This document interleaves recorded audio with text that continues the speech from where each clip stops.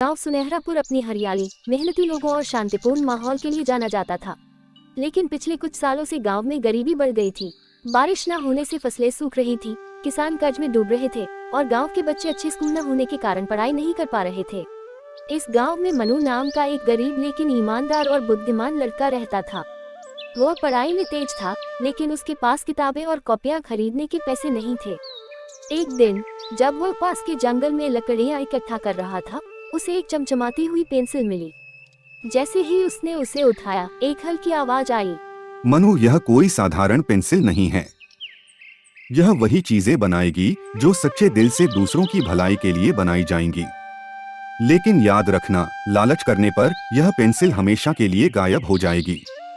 पहले तो मनु को विश्वास नहीं हुआ, लेकिन जब उसने जमीन पर एक आम का चित्र बनाया और वह असली आम में बदल गया, तो वह चौंक गया। वो दौड़ता हुआ घर गया और अपनी माँ को ये बात बताई। माँ ने उसे समझाया कि इस पेंसिल का सही इस्तेमाल करना बहुत जरूरी है। अब आगे की कहानी। मनु ने इस पेंसिल का उपयोग गांव की भलाई के लिए करने की ठानी। उसने खाने की चीजें, कपड़े और जरूरतमंद बच्चों के लिए किताबें बनाई। गांव वाले पहले तो हैरान हुए, लेकिन जब उन्होंने देखा कि मनु का दिल साफ है, तो उन्होंने उसका समर्थन किया। लेकिन ये बात गांव के लालची जमींदार ठाकुर बलवंत सिंह तक पहुंच गई। उसने मनु को बुलाकर उसकी पेंसिल छीनने की कोशिश की, लेकिन मनु ने मना कर दिया। ठाकुर ने उसे डराने के लिए उसके परिवार को नुकसान पहुंचाने की धमकी दी। डरा हुआ मनु जंगल में गया और वहां बैठकर रोने लगा। तभी उसे पेंसिल की आवाज सुनाई दी। मनु, अगर तुम्हारा इरादा नेक है तो डरने की जरूरत नहीं।